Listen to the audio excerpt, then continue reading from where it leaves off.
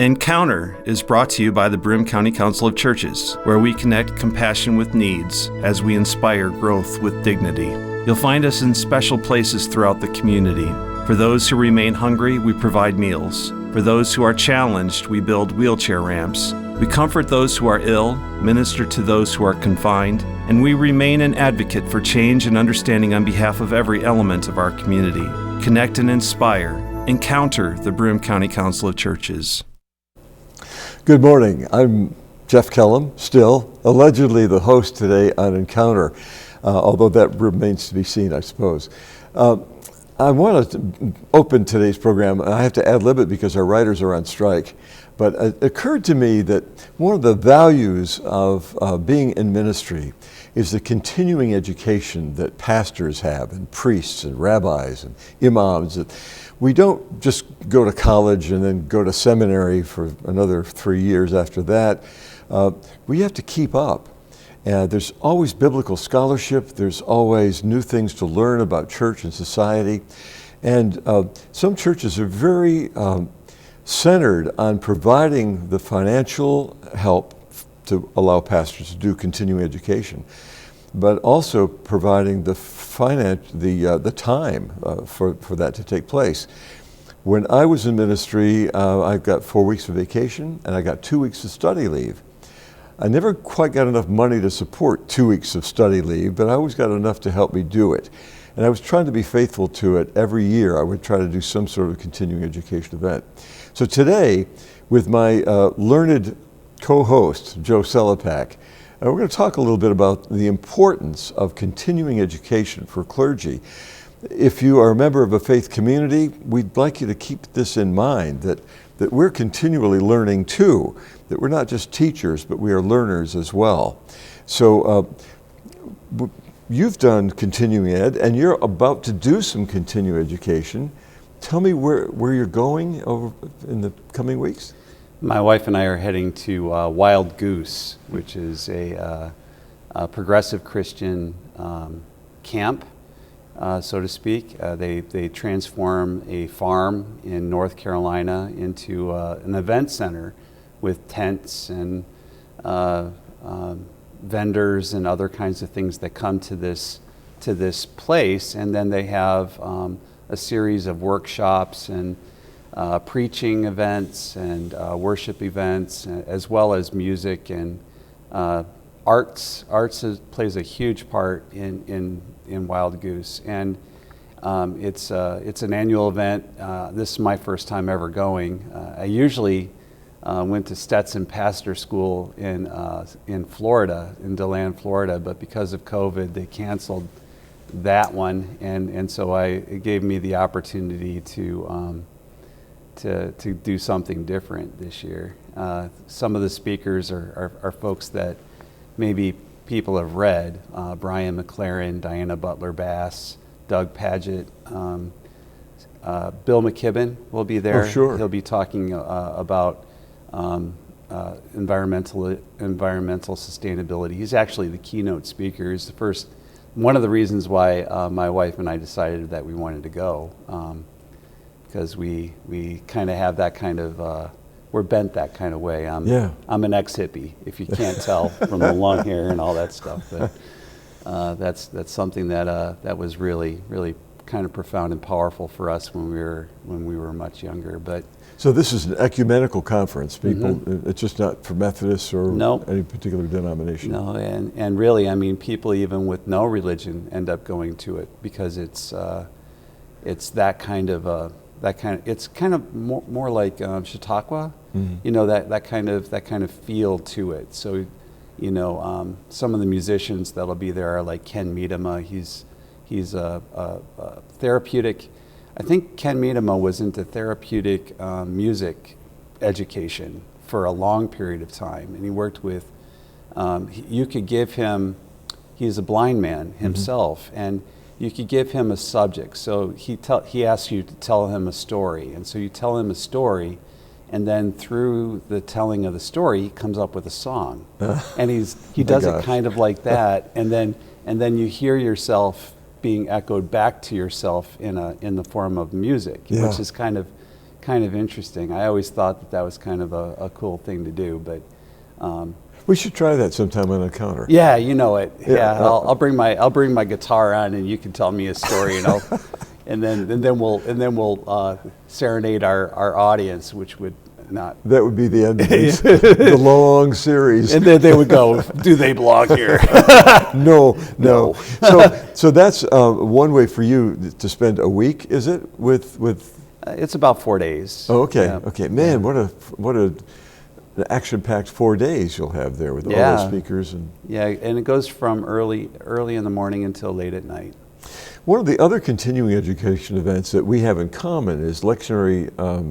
What was that called? The Festival of Homiletics. Festival of Homiletics, yeah. And this is a national gathering of pastors, and I suppose it's ecumenical. There must have been some priests involved there as well. Mm-hmm. And again, great speakers would come in. William Willimon and I don't know who. Tom Long. And Yeah, Tom Long. Fred Craddock. I heard Fred Craddock there many years ago. That would have been well before he died, of course. Yeah. Fred Craddock, and then Tom Long, Will Willimon,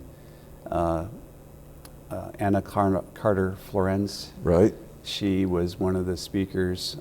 Renita Weems. I loved her presentation on womanist theology and the texts that abuse, which was pretty prominent in my thinking, at least at the time. Right. There's been that in itself. I mean, one of the things that I always got from lectionary homiletics was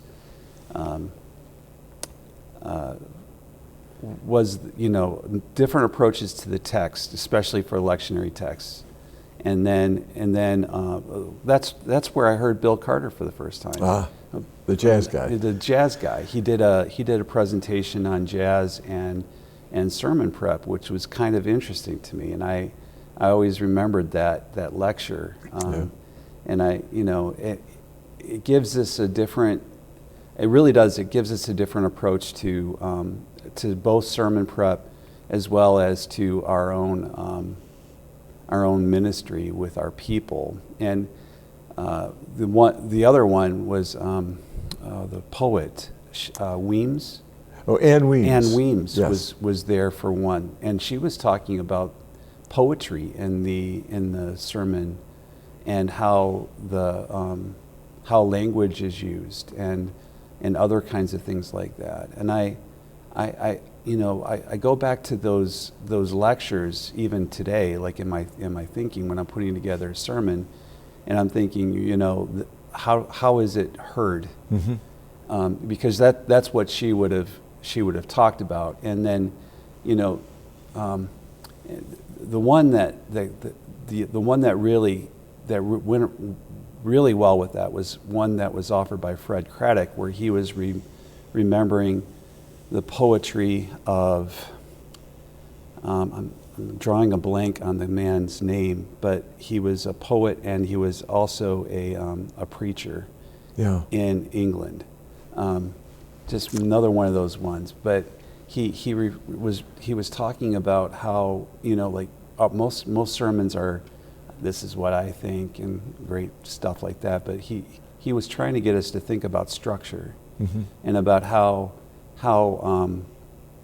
people hear it and the artistry of putting together a sermon, and how it's being presented to a congregation, and how they hear it echoing back to them, and it really told me, at least at the time, that I needed to pay more attention to the alliteration and the language that I use, and how the various sections of the sermon connect to each other. And I ended up contacting a friend of mine who is a preaching professor, and I started sending him my sermons on Sunday, and then he would hear it, and then he would give me feedback, and that way I could improve my delivery, my sermons, and be able to be a better preacher for my congregation. So it was a really good launching off point. I went to 3 of those over a course of like 10 years. Yep. So I realize that there are some traditions where the preacher is, or the priest, I want to be as ecumenical and interfaith as I can, because we all proclaim the word as we understand it, no matter the sacred scripture from which we're preaching during worship. But you and I are of the Protestant tradition, and so we've both come out of traditions where you've gone to college and gotten a BA, and then you go to seminary and get a Master of Divinity, or you go further. And then for some, learning stops, except for their time with the scripture each week as they prepare their sermons. And some sermons are kind of preached off the top or as the Spirit leads. But many of us wrestle with that assignment every week. There's so many other things to do.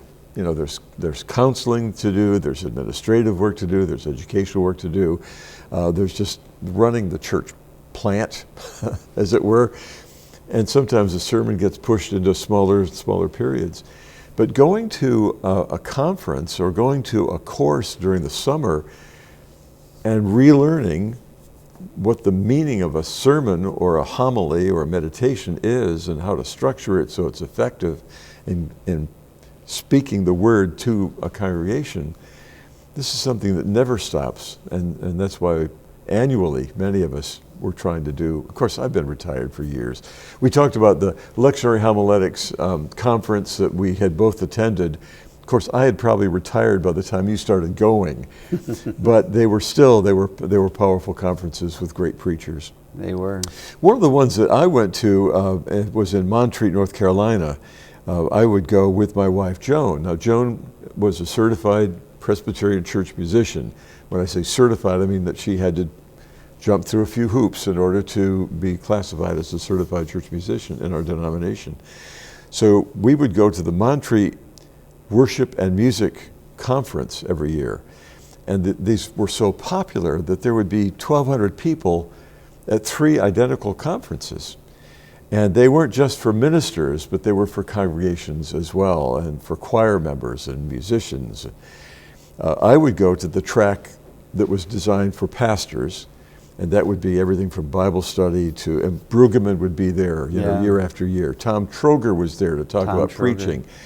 And what I remember about Troger's week with us was he was a storyteller. He really liked to use the sermon to be a story, because a story is so engaging with people. I listened to a sermon online this past week from a church that we attend virtually. I mean, we go to our real church and then we do the virtual thing with somebody else that we really like. That sermon was so heady, and he used a couple of illustrations, but it was not engaging. Right. But a story always seems to engage. So Troger's thing at that continuing education event was terrific. Thomas Troger wrote a book called Preaching While the Church is Under Construction. And I read that book after hearing him at the Festival of Homiletics. He's another one that I look at and I go, man, that was a pretty profound understanding of it, because basically at the time, you know, a lot of churches are still, you know, they're caught into the business of being a church, and we think that that we're finished, like the end result is already here. We've got the structure, we've got the board, we've got the programs and all the rest of that kind of thing.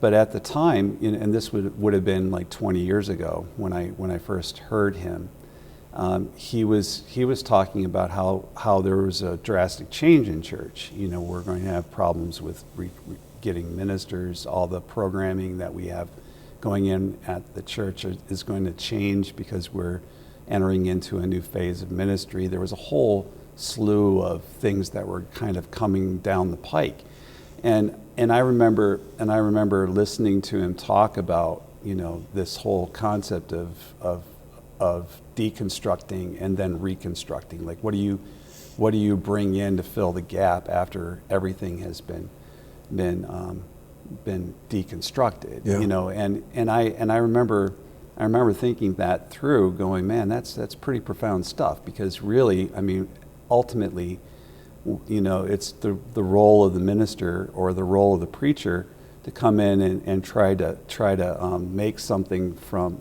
nothing. Yeah. You know, and that's a hard thing to do. That's one of the places where we're we talk about co-creating with God and other kinds of things like that. But you come into a room and you're like looking at a text, going, what do I say about this? Mm-hmm. And it's, well, especially if you're a lectionary preacher, and every 3 years that same passage comes by. Like what new thing can I say about this? Yeah. You know, I've already said it 5 times, Yeah. right? And it makes it, you know, a little bit easier when you think about the fact that every time you present it, it's new. Yeah. You know, and you're having to think through the larger questions of where is the church currently, how is this story being heard by the people that are sitting in the pew, how do I construct a story that makes sense?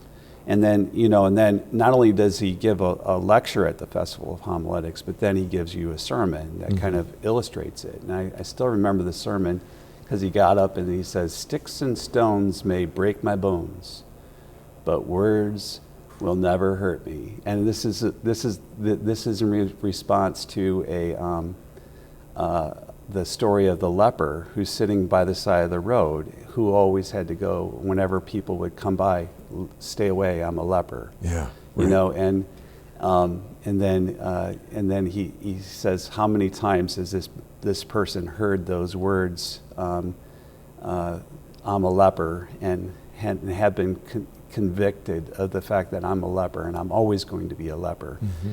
But then you're also thinking about your church and the fact that these people that are sitting in the pew have always heard the term Presbyterian, or they've always heard the term United Methodist, and they think that this has locked them into something, you know, and a tradition that's been defined, but yet we don't realize that tradition, or even that person, that leper who's sitting by the side of the road, is under a different word, because they're growing, they're changing, they're developing. The tradition isn't set in stone. Neither is this person's place in life, and it was kind of a profound sermon. I still remember it. An eye-opening thing. The thing about Tom Troger, which is what led to this part of the conversation.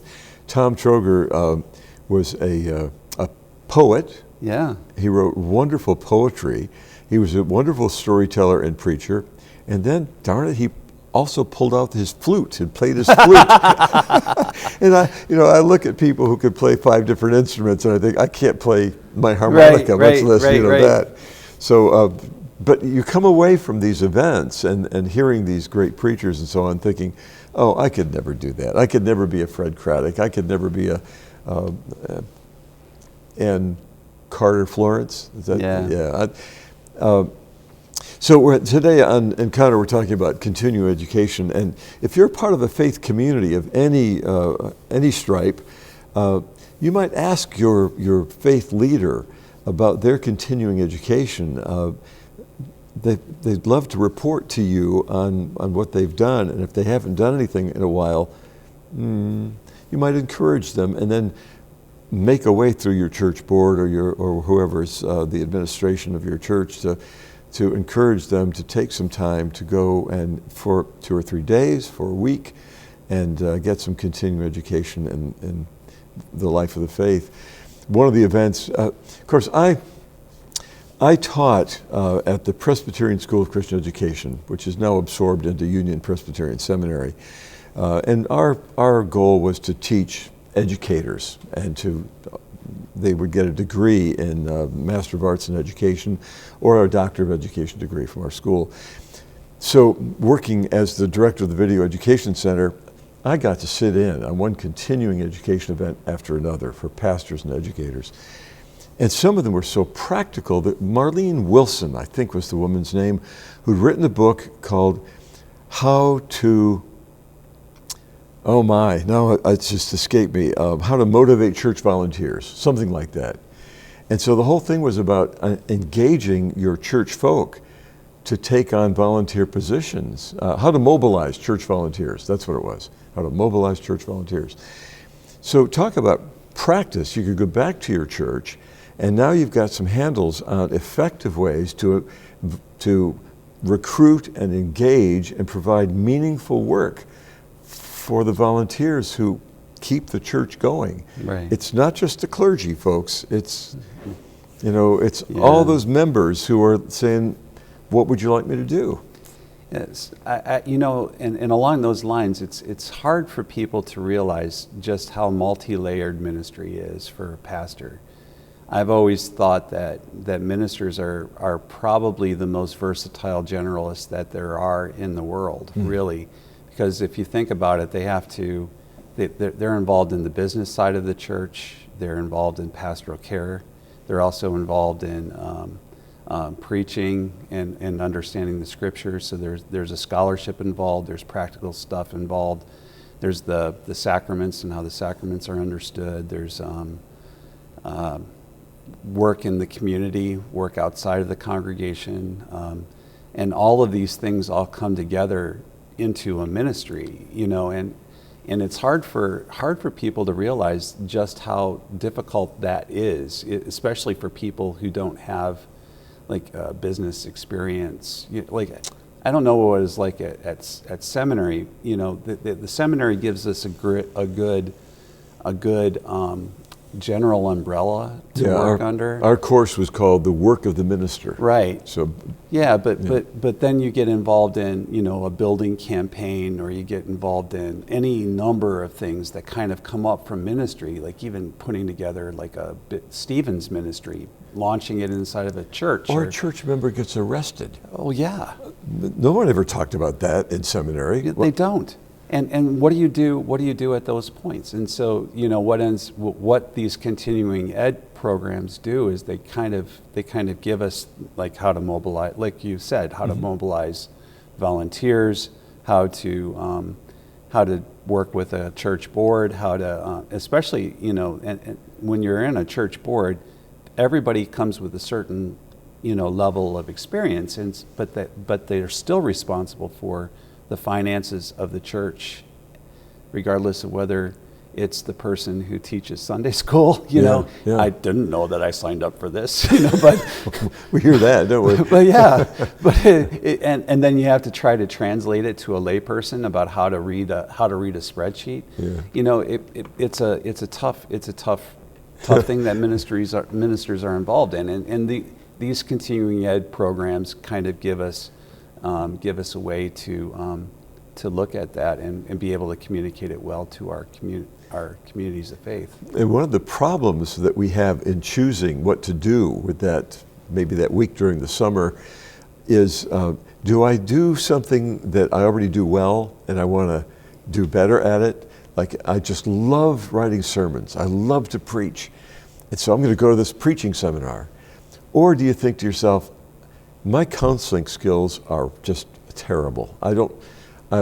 It's been a long time since I took that course. I don't know how to deal with this person who's come in and said that marriage is failing. What should they do? How can I help? Maybe that's the course I need to go take.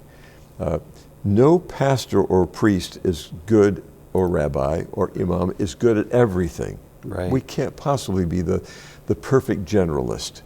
And so you look at your weakness and think, that's where I'm going to go to school. That's where I'm going to center for my continuing education.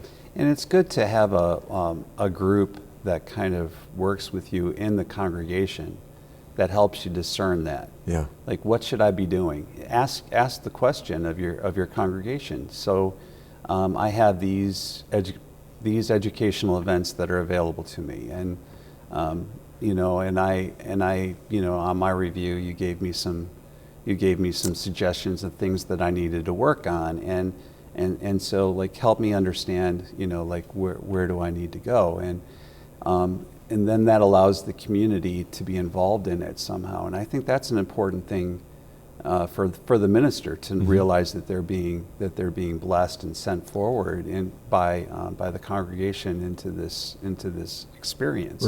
Right. One of the things that I did also in continuing ed was because I was working in media, and I think the model here to me is the broad audience for this event. It was an organization called NABSWAC. In fact, there's a NABSWAC theme song, which I won't sing for you now. The line was, NABSWAC, you gotta love a group with a name like that. It was the North American Broadcast Section of the World Association for Christian Communication. The World Association was based in London, but our North American segment was Catholics and Protestant broadcasters from Canada and the US. And so having all these folks come together in Fort Lauderdale the week after Thanksgiving, we weren't stupid. We may have been media people, but we weren't dumb. We had a week where we shared what we were doing, right, and critiqued one another lovingly, the work that we were producing. For ministry, I want to switch over to that media aspect of it and think of all the pastors who are now streaming their services, all the religious communities that are online. And I often ask a pastor, do you watch your own service later online? And almost everybody says, no. Yeah. And I'm thinking, man, you could learn a lot if you watched yourself preach. Back in seminary, we were videotaped every sermon, and we would sit down with our peers or with our professors, and we'd look at ourselves preaching and think, my gosh, I have the same, this is my gesture, and so you learn a lot from watching yourself. Yeah, we have about 2 minutes left here. I duck and weave. So when I preach, I'm constantly moving. My head, I'm constantly moving around. It drives me nuts when I watch myself. Yeah. But it's important to do that because then you know, like you said, you learn what my habits are, my idiosyncrasies, how often I use the word "like" in my presentation, or how I fill the spaces with "us" and what fors and other kinds of stuff like that. And as you read the scripture, are you reading it like you're reading the phone book, or are you over dramatizing it? Right. Are you trying to be an actor when really the straightforward reading of the scripture might be better? So all these things are things we can learn as we progress in our ministries.